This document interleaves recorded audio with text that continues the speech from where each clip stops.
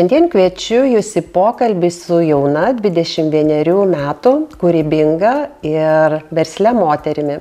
Savo amžiumi ji tiktų į dukras, tačiau pagal savo patirtį, drąsą, tikėjimą aš esu tikra, kad galėtų pasimokyti bet kokio amžiaus moteris ir ne tik moteris.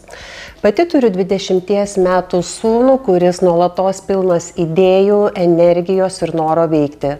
Kaip mama užduodu savo klausimą, ką galiu padaryti, kad jo idėjos realizuotųsi, ką galiu padaryti, kad jisai išsiskleistų kaip žmogus. Kalbėsimės apie jauno žmogaus verslumą, apie norą pildyti savo svajones, netgi tas, kurių mes kartais tėvai nesuprantame, apie santykį su tėvais ir jų palaikymą, apie tai, ką daryti mums tėvams, kad leistume vaikams patiems kurti savo ateitį, kad išlaikyti ryšį su vaikais, kai jie nori kurti, rizikuoti, o mes dar vis bijome ir stabdome juos, o gal nepasiseks. Mano pokalbio viešnia Viktorija Vadeikytė, Skonio reikalas by Viktorija projekto sumanytoja ir kūrėja. Šiuo metu Viktorija yra nepriklausoma virtuvės šefė, maisto technologė, tinklaraščio kūrėja, kuri savo įgūdžius tobulino pas Lietuvos ir kitų pasaulio šalių šefus. Gordon Ramsay, Gianluca De Marco. Ir kiti. Taip. Labas, Viktorija. Sveiki. Tai kokį didžiausią įspūdį tau paliko tie pasaulinio masto virtuvės šefai, jeigu taip trumpai apibūdinti? Tai tikriausiai tą paprastumą patiekaluose, ar ne? tą požiūrį į maistą, kad maistas yra šiek tiek daugiau, ar ne, negu tik maistas, kad per jį galima sukurti įvairiausius pojūčius, ar ne. Nuo to priklauso mūsų nuotaika ir kiti dalykai. Tai ko gero pasitvirtina taisyklė maiste, kad mes pradedame valgyti akimis, paskui skoniu, ar ne, ir tada tiksliau kvapu, o paskui pereiname prie skonio. Dar šiais laikais labai svarbu, kad ir atrodytų patiekalas gražiai, kad žmonės galėtų jį nusifotografuoti, kad jis būtų ne tik skanus, bet ir vaizdžiai atrodytų labai gražiai. Žinai, žiūrint į tave, tokią jauną, gražią ir tokią pozityvę, veiklę moterį, tikrai noriu paklausti, kaip prasidėjo tavo kelionė su maistu, kas tave įkvėpė, kokie buvo pirmieji žingsniai, nes mes papasakosi mūsų žiūrovėm, kokia ta tavo kelionė, tai tiesiog pasidalink. Neturėjau kažkokių konkrečių įkvėpėjų, mano mama gamino kaip mama, šeimai ar ne, bet nežiūrėjau kažkokių vaizdo laidų televizijoje, manęs nežavėjo, kitaip tariant. Ir namuose nebuvai ta, kuri visą laiką gamina, ar ne? Tikrai ne, iš pat pradžių ne, viskas tikriausiai prasidėjo nuo pirmų oficialių darbų, ar ne. Tai kadangi būdama dar jaunutė, mokyklos laikais neturėjau kažkokios kvalifikacijos, ar ne, tai rinkausi paprastus darbus, kur galėjau derinti tiek su mokslais, ar ne, tiek su savo rutina. Tai ir buvo tie darbai susijęs restoranai, su virtuvė. Taip, restoranų veikla, maitinimo sektorius, ar ne, tiek aptarnavimo srityje, tiek gamyboje, tai išbandžiau tiek šią sritį. Tai aš manau, vienas po kito kažkaip išsirutuliavo iš tikrųjų. Pabandžiau vieną virtuvę, ar ne, pakeičiau kitą įmonę, sutikau naujų žmonių, kurie mane įkvėpė ir pradėjau toliau mokytis šio amato. Prašau, patikslink, tavo darbas prasidėjo nuo 16 metų, aš teisingai supratau? Taip, kažkur 16. O tai daugiau buvai skatinama užsidirbti, turėti savų pinigų, ar tiesiog realizuoti save, savo laisvalaikį, galbūt užpildyti kažko turiningesnio? Aš labai norėjau būti savarankiška. Nepriklausoma, juk ar ne paauglystė, mes norim nepriklausyti nuo tėvų. Be abejo, turėti savo, ar ne? Taip, kad mus vertintų, pinigų, kad nereiktų prašyti tų pinigų, kad galėtumėm leisti ant mums kaip merginoms, jaunosioms, taip, moterims, įvairiausios grožio procedūros, kurios augant tampa reikalingos, geidžiamos, ar ne, ant jų reikėjo užsidirbti, bet nebuvau tikrai verčiama, tiesiog labai norėjau to pati. Na gerai, ir tavo kelionė, tu buvai kaip samdoma darbuotoja, viskas prasidėjo nuo 16 metų. Ir tada, kaip atsirado tavo pačios restoranas? Visai netikėtai, ne pati jį įkūriau, mes nupirkome jau gyvuojantį verslą, visai Mes tai netikėtai. Tu, ar aš ir tuo metu mano kolega, ar ne, partneris, taip verslo. Metus laiko padirbome kartu, vėliau perpirkau likusią dalį akcijų iš jo ir toliau tęsiau, o tada nusprendžiau parduoti. O koks pagrindinis argumentas parduoti? Pasidarė neįdomu, išsisėmėjai, ar tiesiog atradai kitą kryptį, kurią nori keisti? Gal iš tikrųjų pasirodė ne taip lengva, kaip yra iš tikrųjų, ar ne? Kai tu dirbi kažkam ir kai jau reikia pačiam, kai reikia valdyti komandą, kai tu esi mano unikalioje situacijoje ar ne jaunesnis už savo darbuotojus, tu turi pelnyti jų autoritetą, kad jie tavęs klausytų kaip vadovo, ar ne? Tai reikalauja labai daug resursų iš tavęs, ar ne? Ir tu, kai esi jaunas žmogus, tu turi turėti ir iškalbą, ar ne? Ir kažkokius tai... Argumentus, ko gero, ar ne? Žinias perduoti tam darbuotojui, kurį tu apmokai, tai... Tas išsėmė mane, ar ne, per 2 metus, tikrai buvo labai sunku, tuo metu mes buvom tik po COVID, ar ne, tai labai daug restoranų aplinkui užsidarinėjo, kurie gyvavo 10-20 metų, jeigu jiems jau buvo sunku, tai tam jaunam žmogui iššokus į pirmą, ar ne, verslą, tai irgi buvo iššūkis, tik džiaugiuosi, kad visgi neuždariau, o pavyko parduoti, ar ne, tai toliau tęsiau savo karjerą, šiek tiek su nuokrypiais ir vis dar pasilikau virtuvėje. Žinai, Viktorija, klausant į tave, pasikartosiu, tikrai labai žaviuosi ir įman tai, kad tau tik tai 21 metai, kurie aišku yra privalumas, jaunystė, grožis, lengvumas.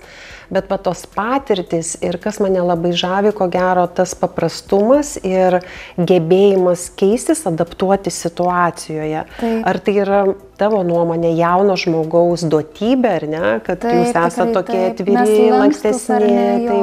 Dar nesužaloti gyvenimo tų, žinot, klaidų įvairiausių. Vyresni žmonės, jie jau pagal savo patirtį vis tiek situacijose pasveria, kur gali nukentėti ar ne, o jaunimas jisai dega ryžtu ar ne, nesvarbu kas bus, darom, bandom ar ne, tai manau, kad klaidos net taip atrodo baisiai, ar ne, ir jeigu nepasiseks, na ir tada ieškosi kitų krypčių, kitų variantų, ar ne? Taip, o ir nereikia bijoti klysti, ypatingai jaunam žmogui.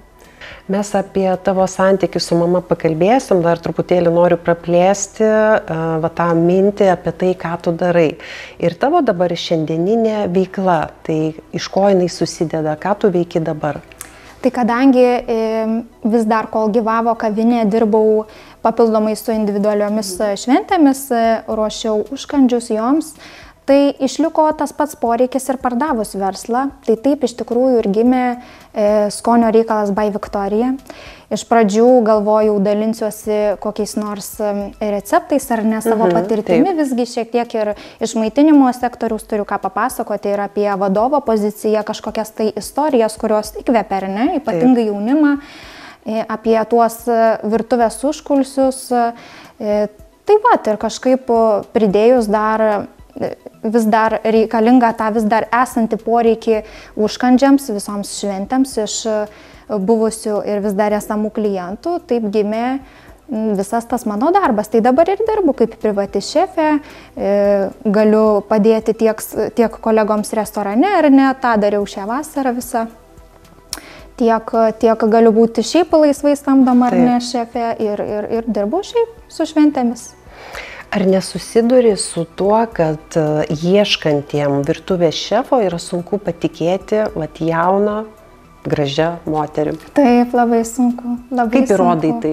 Kokie tavo argumentai, koks tavo būna tas vidinis nusiteikimas, kad jie patiki tavim? Iš pat pradžių tai tikrai gal aš visada kovojau, kadangi jau įstojusi į verslo pasaulį, ar ne, turiu visada kovoti tam, kad būčiau priimta, ar ne, dėl savo jauno amžiaus, vėliau ir... Tai aš kaip suprantu, kartais amžius gali būti ir minusas, ar ne, per jaunas, bet dėka savo išvaizdos kartais galėdavau apžaisti situaciją, nuslėpti, šiek tiek galbūt nutylėti, nemeluojant amžių, tam, kad pasiekčiau tinkamo rezultato, ar ne, vėliau, kai sekė projektai po projekto, ar ne, pradėjo domėtis įvairiausi investuotojai, kažkur mane pamatė, pasižiūrėjo mano darbus, Tai, nu, tu turi mokėti kalbėti ar ne, elgtis, nuo smulkiausių dalykų iš tikrųjų priklauso požiūris į tave. Taip. Va tau kaip jaunam žmogui, tada, kada turėjai restoraną, kada turėjai kolektyvą savo, nežinau, kiek ten sudarė, maždaug procentaliai vyresnio amžiaus žmonės ir panašaus amžiaus, jaunesni pavadinkim.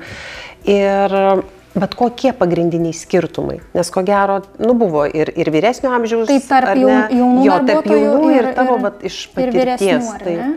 Tai gal iš tikrųjų jaunimas jie tokie atsipalaidavę, tai kalbu, buvo darbuotojų ir nuo 16 iki 18 metų, buvo tuo metu ir bendramžių mano. Tai skyrėsi iš tikrųjų požiūriai tiek mano, tiek darbuotojo.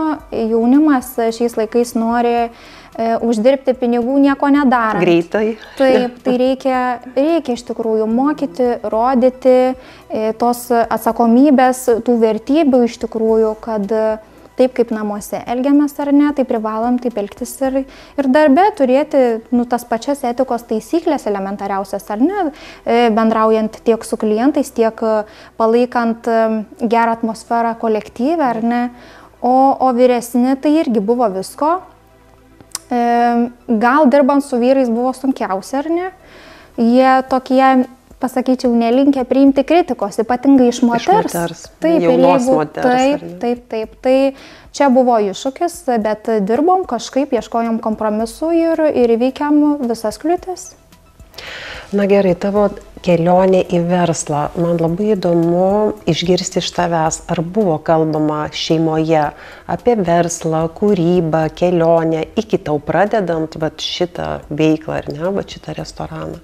Pavyzdžių šeimoje neturėjau, pati pirmoji pradėjau dirbti savo, verslą ar nevystyti, bet, sakyčiau, gal įkvėpė aplinka, kadangi sukdavausi restoranų veikloje ir nedirbau ne viename restorane, buvo ir prestižinių restoranų, tai reiškia, kad aplinka supo įtakingi žmonės, tai reiškia pavyzdys, privatus vakarai ar ne. Iš ko galėjai semtis, mokytis ar ne, ir atsirado motyvacija. Taip, galiu pasakyti, kad labiausiai ir įkvėpė būti šalia tokių žmonių, kuriuos kartais tu matai per televiziją ar ne, ir visai kitas jausmas, galiu pasakyti. Viktorija, ar šiandieninėme etape jautiesi, kad esi ten, kur nori būti? Tikrai taip. Labai džiaugiuosi ten, kur esu. Realizuoji save pilnai? Taip. Na gerai, pakalbėkime, ta aktuali tema, kuri ir man kaip mamai be galo svarbi ir žinoma visi tėvai, ko gero, ar ne, nori savo vaikams gyvenimo kelionės lengvesnės ir jeigu galėtų, jie tikrai daug padėtų, kad nesusidurtų vaikas su sunkumais, taigi apie tą santykį su tėvais. Žinau, kad tu augai tik tai su mama, ar ne? Taip. Ir kaip mama reagavo, kai sužinojo, kad tu nori verslo? Koks buvo jos, pirmas sakinys, galbūt atsimeni, Buvo įvairiausių iš tikrųjų tų emocijų, ar ne?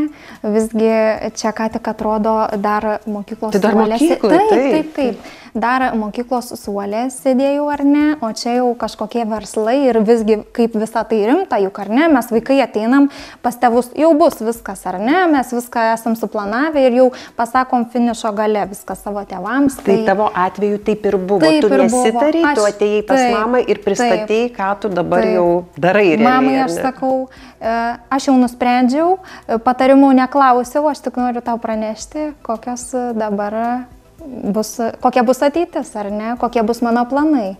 Tai taip kažkaip ir gimė viskas, taip ir rutuliojosi.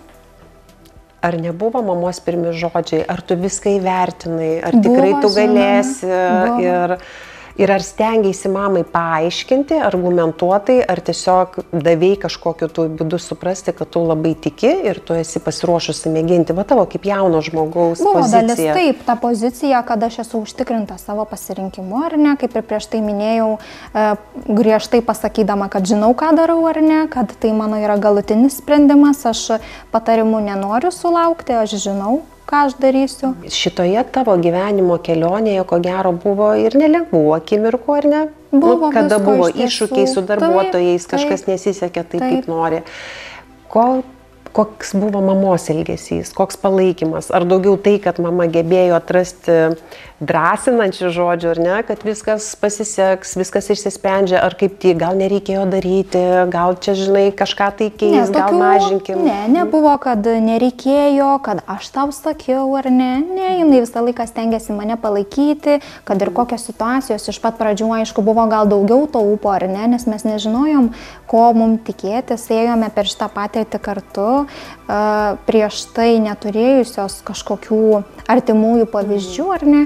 Tai ne, viskas gavosi pakankamai natūraliai, su tokiu standartiniu šeimos palaikymu, kad viskas bus gerai, be kažkokių brukamų patarimų, ar ne. Aišku, mama kaip dukrai norėjo visko ko geriausio, buvo visokių, kaip pasakyti, žodžių, bet sakyčiau, kad viskas buvo iš gerosios pusės. Gerų žodžių buvo ir ko gero mamos labai stengiasi tuo dalinti su savo vaikais, bet vis tiek man smalsu sužinoti, ar buvo iš mamos kažkokia tai mintis, kur tu nusiminėjai, įsižeidėjai ir kažkaip tai jutai, kad mama netiki tavim. Buvo, aišku, momentų tikrai būna versluose, tie, kas sukasi verslo pasaulyje, žino, kad metuose mes turime tam tikrus mėnesius laiką, kuomet apyvarta žymiai sumažėja ar nekeičiasi ir tenka išgyventi tuos sunkumus.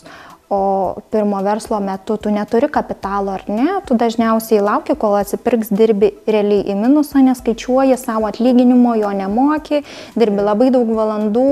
Tai gal iš mamos pusės buvo jos atžvilgių liūdniausia, kad tiek daug laiko praleidžiu darbe ir lyg ir rezultato nėra, jis neapčiuopiamas. Finansinio rezultato nėra. Taip, nes tiesiog užtrunka atpirkti visus kaštus, kurie buvo sudėti į verslą. Juo labiau, kad mes tą verslą nupirkom, ne patys viską įrenginėjom, nebuvo kur sutaupyti, buvo pasakyta konkreti suma. Ar buvo klaidų padaryta įsigyjant verslą, neįvertinant, galbūt įrangos, galbūt kažkokių tai sutarčių su darbuotojais? Tikrai tai buvo nuo sutarčių iki verslo sumos. Šiai dienai vertinant situaciją, galima sakyti, gal ir gailiuosi, kad neturėjau ko paklausti, bet kita vertus, jeigu reiktų viską kartot, manau, sakyčiau, kad kartočiau, nes reikėjo to tam, kad būčiau ten, kur esu šiai dienai, ar ne. Reikėjo permokėti ir už verslą, reikėjo nukentėti nuo netinkamai paruoštų sutarčių, kokia yra didelė teisinė svarba šioje srityje, ar ne, tarp darbuotojo ir darbdavio ta sutartis abiejų šalių, kaip svarbu tie papildomi punktai, kad jie apsaugotų tave. Tai tikrai neišvengiau ir nuostolių iš darbuotojų, ar ne, vagysčių, tam mes taikėm įvairiausias prevencijas, vaizdo kameras, ar ne, tada konfidencialumo sutartį dėl receptūrų, nes vyko darbuotojų kaita, ar ne, normalu, kad kažkas išneša kažkur kitur arba atneša kažką iš kitų įmonių. Tai taip, buvo įvairiausių dalykų ir jie iš tikrųjų palaužė, tikrai sunku, tu nesupranti, kodėl tas žmogus taip elgėsi, juk atrodo, tu jam moki atlyginimą, pasitiki, tu priimi jį lyg į savo šeimos ratą, susitinki kiekvieną dieną, tu kartais net išklausai jo, kaip jam sekasi, gal jisai nori išsikalbėti, tampi draugu, aišku, su tam tikromis ribomis.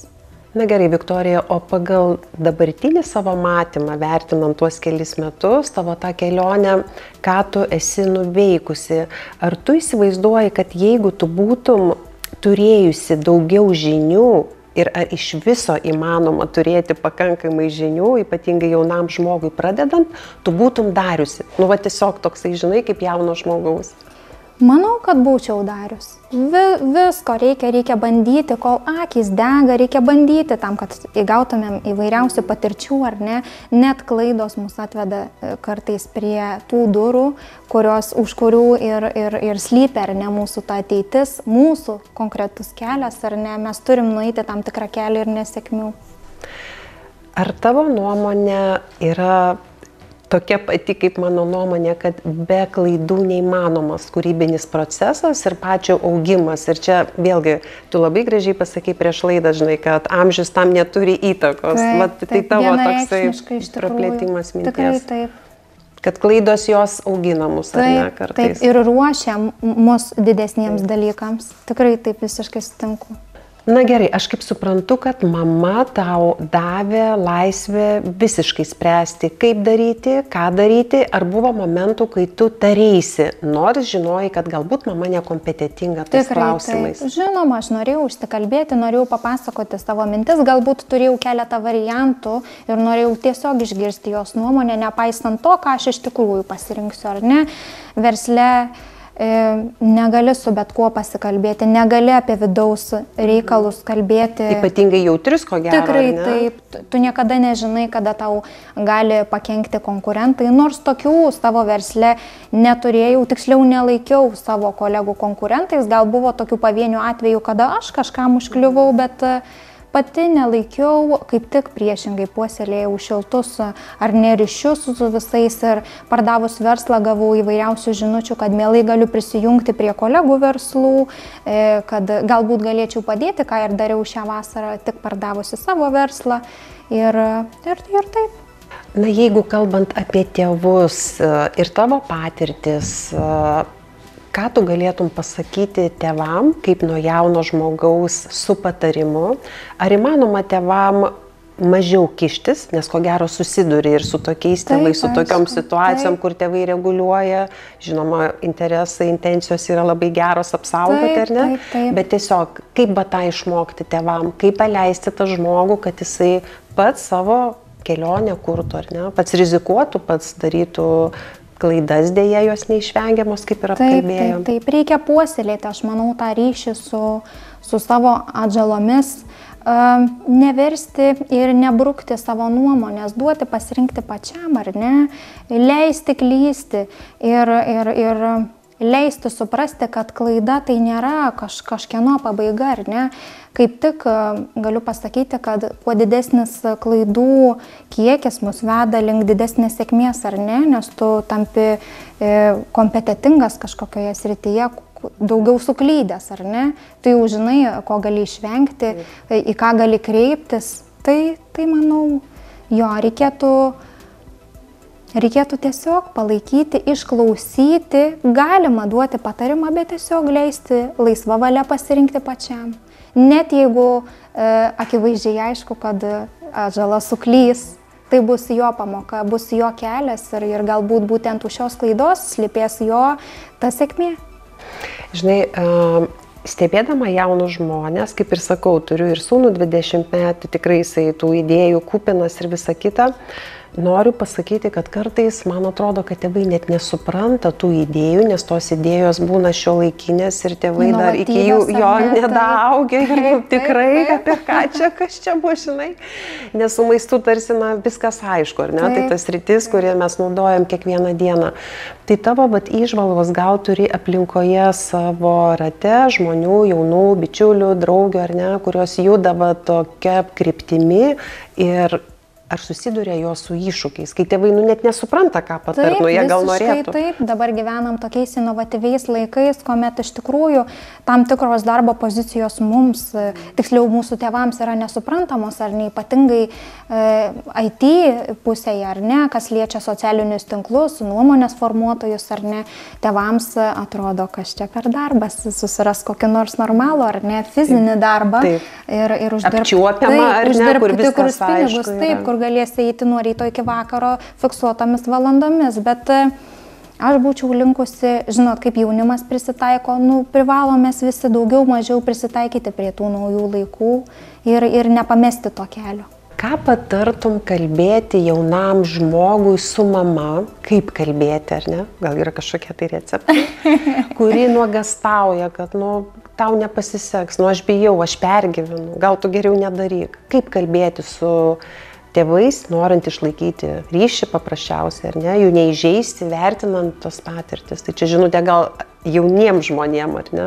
Gal reikėtų paprasčiausiai puoselėti tą nuoširdumą ir tiesioginį ryšį su tėvais, neblokuoti jo įvairiausiais pykčiais, ar ne, palaikyti nuolatos, kaip pasakyti, informuoti, kaip sekasi, ar ne, ir perspėti, kad ta klaida lygiai taip pat, tai kažko išmokys, ar ne, net jeigu kažkas nutiks, nei vienas nesam šiais laikais apsaugotas nuo tų klaidų ir paprašyti pačių gal tėvų, ar ne, sugrįžti jų pačių vaikystę, kiek jie iki šios dienos patyrė visokių nuokrypių, klaidų, kas juos atvedė iki šios dienos kelio, ar ne, tai lygiai tą patį kelią turi praeiti ir atžalos, kad jie būtų pasiruošę gyvenimui. Juk tėvai negali paruošti, jų negali už juos dirbti darbų, jie turi patys įgyti socialinių įgūdžių ar ne, etiketo taisyklių. Mes galime, tiksliau, tėvai gali sukurti tą pradinę ar ne, mokyklos gali sukurti, o daugiau vaikai turi eiti savo keliu, būti savarankiški. Žinai, mūsų patirtis, ko gero, va čia ir yra, kaip suaugusio žmogaus, mano matymas, kad ko gero mūsų dar ta istorija, ar ne, mūsų auklėjime yra labai daug, kaip mes turime elgtis, kaip mes turime atrodyti, ir va tas apčiuopiamumas, tas kabinimas, saugumas, nuoseklumas, tai stabilumas, ar ne, tai mes laikome kaip gero tono, gero išsiauklinimo ir teisingo pasirinkimo kelią. Tai čia vėlgi galima ko gero vertinti ir teigiamai, ar ne, ir žiūrint kokią situaciją. Ar ne, etikos taisyklėms, tam bendram požiūriui to reikia, aš visiškai sutinku. Tai žodžiu, tas suderinimas, žinai, to suaugusio brandaus, daugiau patirties turinčio žmogaus ir jauno žmogaus, tai yra geriausias rezultatas, bet kartais atrodo vaikam, kad jų negirdi tėvai, nesupranta, ar ne, o tėvai tuo pačiu vaikam, kad jų neįsiklauso, neišnaudoja jų patirties ir visa kita. Tai čia tas, ko gero, jaunos kartos ir tos brandesnės kartos amžinas klausimas, amžinas menas išieškoti vaikų palaikymą. Taip. Na gerai. Dar kartelį noriu grįžti prie tavo mamos, kurį įsivaizduoju, kad tikrai labai pasielgė protingai, ar ne, tavęs nestabdydama ir tiesiog stebėdama. Tai kokio palinkėjimo duotum kitam tėvui, ar ne, mamai, būtent tokioje vaiko kelionėje? Nutilėti, kaip sakė, ar ne, išklausyti? Išklausyti, iš tikrųjų, nebrukti savo nuomonės, bet ir nenuslėpti jos. Viskas gerai, galima papasakoti iš savo patirties, bet tegul atžala ar ne, sūnus ar dukra eina savo keliu ir tebūnie jis pasirenka pats, ar pasikliauti tėvų patirtimi, ar tą patirtį pačiam vedama širdies ar ne patirti ir kad ir jis bus pilnas klaidų. Tai, sakyčiau, pirmas dalykas, toliau irgi neįsprausti kažkokius rėmus, ar ne, kaip prieš tai šnekėjome. Su savo lūkesčiais, ar ne, tėvai, koks turėtų būti vaikas, ką jisai turėtų veikti. Laikai keičiasi, pilna inovatyvių dalykų, ar ne. Mes turim prisitaikyti ir jaunimas, jisai be abejo gabesnis, jisai jam lengviau prisitaikyti ir suprantama, kad tai tėvams kartais tampa iššūkiu. Tai tiesiog būti šalia, visada palaikyti ir tada net kai bus sunku, tikiu, kad visada grįš patys vaikai pas tėvus ir pasakys, kad galbūt, gal ir nepavyko, gal tu buvai teisi, bet taip nenutrūks jų dviejų ryšys, ar ne? Aš taip manyčiau. Kaip yra su finansiniais įsipareigojimais ir tavo situacijų, ar ne, kad nupirkti verslą tai buvo jau ir finansiniai, ne tik tai tavo laiko klausimas. Kaip jūs svėriai pati tą riziką ir ar dalinaisi su mama? Dalinausi, žinoma, ir daug kalbėjome ir žinoma, kad būnant dar moksleiviai tokių pinigų nebuvo, tai kadangi tuo metu jau dirbau oficialiai, turėjau galimybę pasiimti ir paskolą. Turėjau galimybę pasiskolinti, tai lygiai taip pat padėjo ir mano mama, tuo metu mano buvęs kolega, ar ne, mes visi sudėjome bendras santaupas ir taip įsigijome, susidarėme tarpusavio sutartį tarp pirkėjo ir pardavėjo vekselį per tam tikrą laiką, ar ne, yra įvairiausių būdų, tiesiog reikia domėtis ir kartais atrodo, kai tu nieko nežinai apie verslus, kad čia neįmanoma, kad kosmosas, kaip sunku, kai tu nieko nežinai, ar ne? Net nežinai, nuo ko pradėti, Viktorija, žinai, tu tiesiog. Ar ne, bankai įvairiausios sutartys, teisės visi reikalai, tai neįmanoma visko apglėbti vienu metu. Tai pabiški, kiekvieną klausimą tu gvildeni su tam tikrais atstovais, ar ne, kas liečia mokesčius, tai mokesčiai, ar ne, kas liečia paskolas, tai bankai. Ir mokaisi, esi imlus mokslams, ar neturi pasverti, negali pasikliauti ar ne vienu banku kaip pavyzdys, tai tam man pačiai lygiai taip pat ir mama patarė, ar ne, ir pasiklausiau kitų patarimų, tai vat kažkaip taip. Dar noriu paklausti tokio klausimo, kuris irgi surezonavo tavęs beklausant, kiek tau užtruko pasiruošimas, apsisprendimas daryti tai, įsigyti ar ne tą verslą? Nuo pradžios, pusę metų, keli mėnesiai, bet kiek jaunas žmogus. Mes daug laiko neturėjom, ar ne? Įsivaizduokit, jauni žmonės perka verslą pirmą kartą iš, kaip pavyzdys, dvigubai vyresnio žmogaus, ar ne? Tavo kolega irgi buvo jaunas, ar ne? Partneris, sakykime. Panašiai buvo keletą metų, taip jis tai buvo vyresnis ir tu dirbi su suaugusiais, gan suaugusiais žmonėmis, pats esi žalias, ar ne? Ir kupinas jaudulio ir tu susitinki, ar ne? Vyksta sandoris ir tu vis dar turi išlaikyti savo poziciją, kad tu žinai, ką tu darai, kad to verslo nesudeginsi. Visgi pirkom iš tų žmonių, kurie sukūrė tą verslą, tai jie norėjo užsitikrinti, kad jis nebus bankrutavęs ar ne, kad neapgaubs šito vardo kažkokios negandos, kažkokie negražų žodžiai ar ne. Tai buvo sunku, buvo visko, buvo dviejonių. Pamenu, paskutinėmis dienomis, kai finansinius reikalus sprendėme, jau buvau kaip ir nusprendusi, kad gal visgi nereikia. Kartais mes darydami dalykus per sunkiai sekasi kartais. Ir tu galvoji, per jėgą, ar ne, kitaip tariant. Gal atrodo nelemta, ar ne, jeigu taip, nes tas, kas tavo, visada slysta lengvai, ar ne, paprastai. Ir taip keblu pasidarė kažkaip, gal net per sunku atrodo, kiek čia daug reikia dalykų. Įstrigimas tarsi kažkoksai. Reikia žinoti, ar ne, kiek čia reikia skambučio atlikti tie bankai, bankininkai kalba, tu nesupranti tų savokų, ar ne, čia tik per laiką išmoksti, per patirtį. Tai buvo visko, bet gal ne veltui pasižymiu atkaklumu, gal tas mano atkaklumas tą kartą ir nulėmė tą mano sprendimą, mudviejų sprendimą su tuo metu partneriu. Tai taip, manau, kad taip. Ar buvo situacijų, kai mama norėjo eiti kartu su tavimi, spręsti kažkokią tai problemą, dėrėti su banku ir ar tu sutikai su šiuo sprendimu, ar jūs ėjote kartu, ar vis tik pasakei, mama, nusiramink? Aš visada ėjau viena arba su savo partneriu, ar ne tuo metu verslo, sprendėme problemas kartu, bet visada informuodavau artimuosius, kaip mums sekasi, ar ne, kokiame taške esame sustoję ir kas mūsų šiai dienai yra problema, ar ne, kaip ją išspręsti. Tai vat, mamos pagalba, aplinkinių kažkokių vis dar esamų kolegų, kažkokių tais pažįstamų verslininkų, su kuriais anksčiau teko dirbti, ar ne pagalba, vat kažkaip ir išsivystė visi tie dalykai natūraliai jau vėliau. Žinai, aš tą žodį vadinu iš tėvų pusės rūpestis. Tai tavo kokios būtų įžvalgos, kaip tėvam išlaikyti balansą tarp palaikymo ir kontrolės? Kur yra riba? Čia labai sunku. Labai reikia laviruoti, labai priklauso ir nuo pačių vaikų, ar ne? Vieni yra imlesni, aš nuo pat mažens rodžiau savo charakterį, savo atkaklumą, ar ne? Aš taip kaip įtikindavau partnerius verslo, ar ne, kažkokius investuotojus dėl tam tikrų sprendimų, aš tą patį, kaip pasakyti, poziciją atstovėdavau ir namuose. Aš rodydavau, kad aš galiu, kad aš suprantu, ką aš kalbu, ar ne, kalbu ne tam, kad kalbėti. Taip?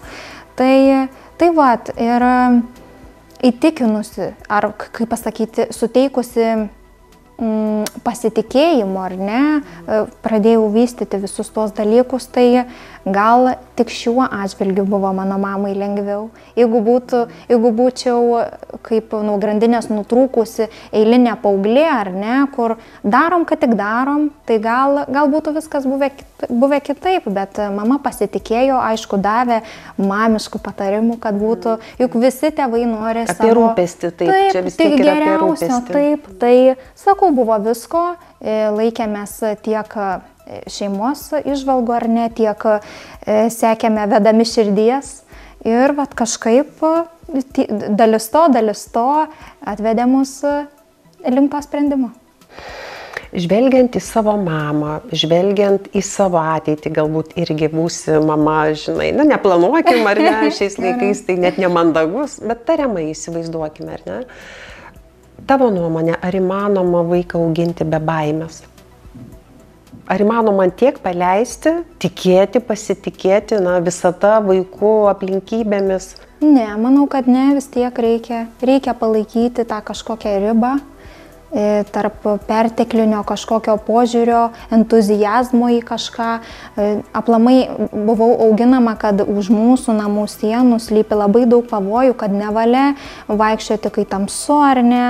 Privalai laikytis kažkokių saugumo standartų, tų tokių elementarių, galima sakyti, ar ne. Tai tas ir gyvenime, ne tik tuose paprastuose dalykuose, sprendimuose lygiai taip pat. Jau labiau, kad matome pavyzdį pačių tėvų sprendimų, juk jie yra mūsų autoritetas, kol augame ir jau kai užaugame, ar ne. Kokį patarimą duotum tėvams, kurie labai nori padėti vaikui, ar ne, bet nori patarti, bet va čia va irgi ko gero riba slypi tarp moralizavimo, nes mes kartais labai esame įsitikinę savo tiesą, nors tai nebūtinai visiškai tiesa, nebūtinai iš viso iš mūsų patirties, ar ne.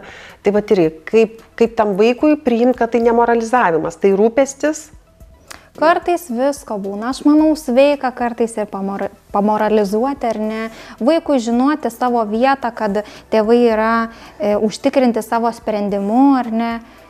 Manau, kad irgi yra reikalingi ir tokie dalykai. Jie irgi papildo vaikų tą visą įsivaizdavimą, tą požiūrį, ar ne. Turime santykius, gal irgi žinai, kai tu girdi kitą, kaip jau tu elgsies. Taip, juk tėvai turi bet kokiu atveju būti autoritetas. Jie negali visko leisti vaikam, kas jų užgaidoje, ar ne. Tai manau, kad reikia palaikyti kažkokią rimtį vis tiek. Net jeigu tas vaikas kartais ir įsižeis ir pagalvos, kad čia per daug pamoralizuojam ar ne, jis turi žinoti, kas yra jo tėvai, kad reikia išlaikyti kažkokią pagarbą ir priimti nuomonę, nepaisant to, kad nebūtinai gal kažką darysi. Elgtis visiškai, ar ne? Taip, pagal ją, taip.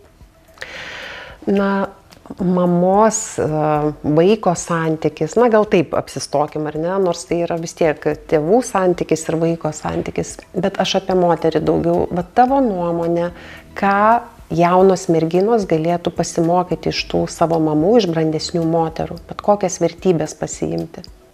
Tai tikriausiai pačia, sakyčiau, man iš tikrųjų tai elementariausias etika, taip kaip turi elgtis ar ne moteris, kad šiais laikais yra labai daug visokių visuomenėje tarp jaunimo problemų, visokių nuokrypių ar ne, tai kad privaloma išlaikyti tą santūrumą ar ne, privaloma elgtis atsakingai, ypatingai kaip moteriai ar ne, vyrai vėl gal kitaip, bet turime išlikti moteriškomis ar ne ir elgtis tinkamai visuomeniai, turėti tą supratimą iš tikrųjų, kaip galima elgtis viešumoje, kaip galima elgtis namuose.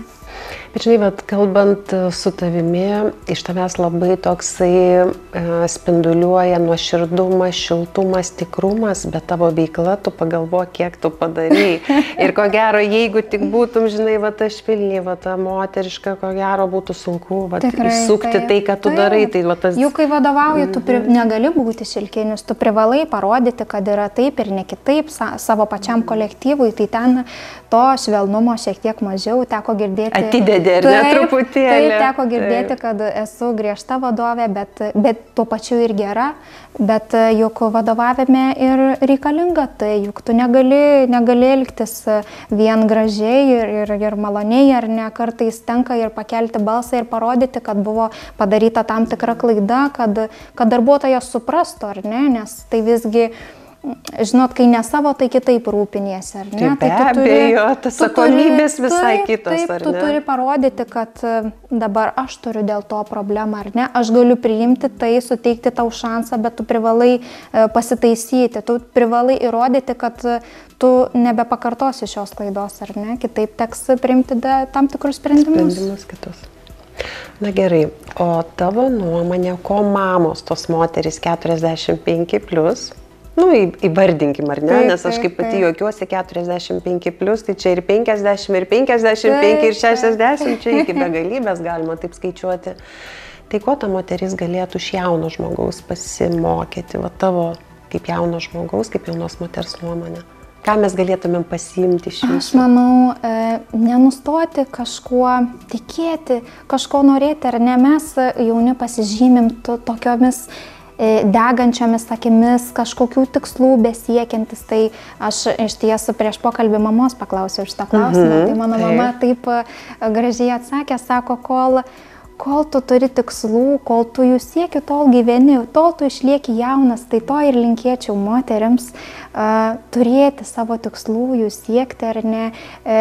Mano mama dar sako, kad kadangi aš turiu dar seserį vyresnę, taip už save, sako, aš šalia jūsų pasitempiu, tai lygiuotis ar ne, kažkaip išlikti jaunatvišką, nebūtinai kartais dėl savęs, kai nėra jėgų iš savęs, iš savo resursų, bet turint, kaip pavyzdys, savo atžalas prie jų, kad būtų tam tikras tarpusavio ryšys, kad vaikai nenurašytų tėvų, kad jie senų jau viskas, ar ne, jau viskas nugyveno savo gyvenimą, dabar jau džiaugiuosi, kad jie yra, bet tėvų nesikiša į mano.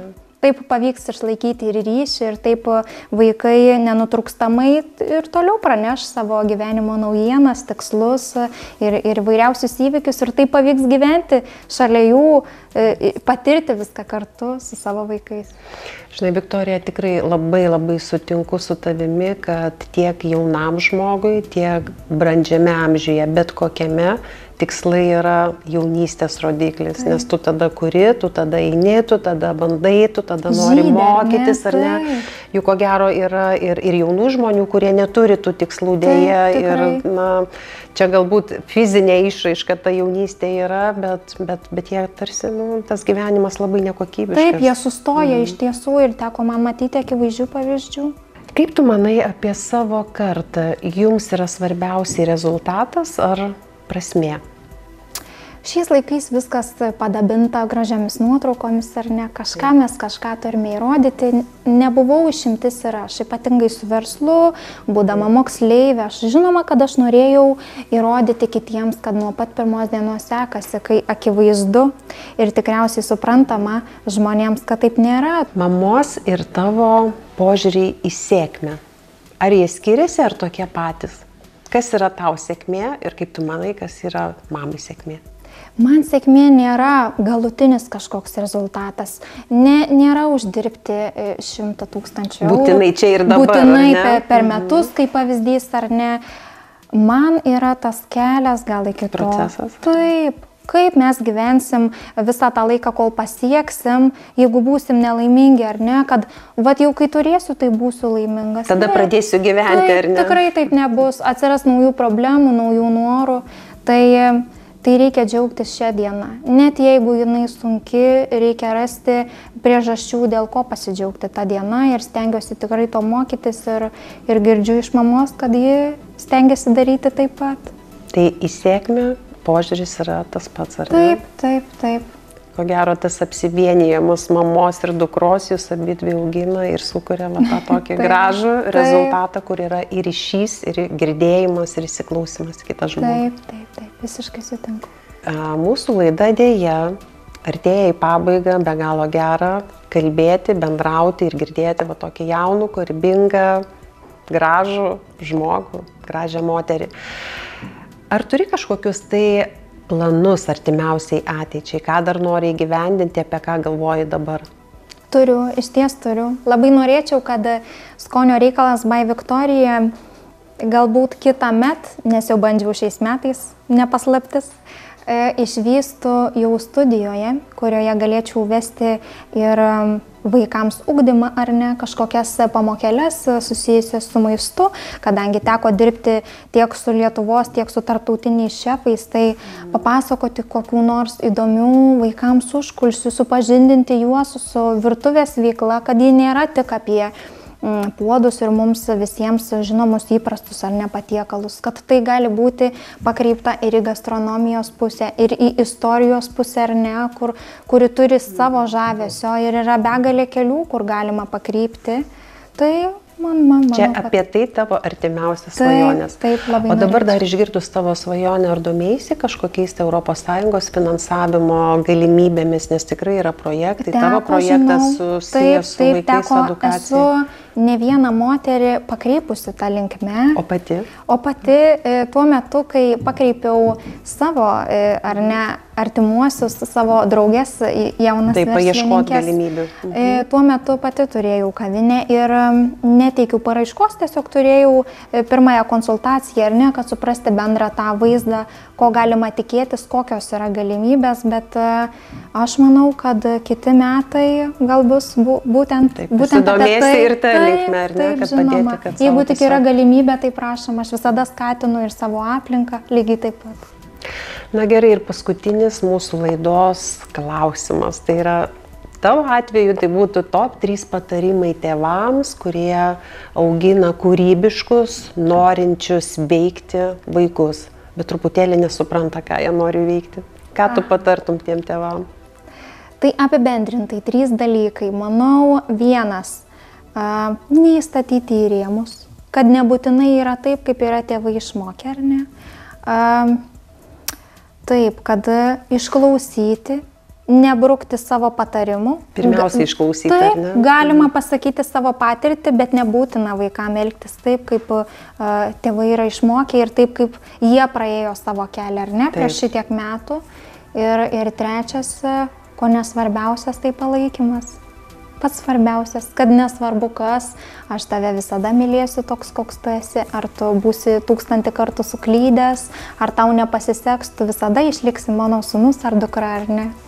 Ačiū tau už tokį šiltą, gražų pokalbį ir labai tikiuosi, kad mamos, o gal ir tėvai, kurie žiūrėjo mūsų laidą, pasisėmė truputėlį ir jaunatviškos išminties, jaunatviško požiūrio. Ačiū tau labai ir didelės tau sėkmės ateityje. Ačiū.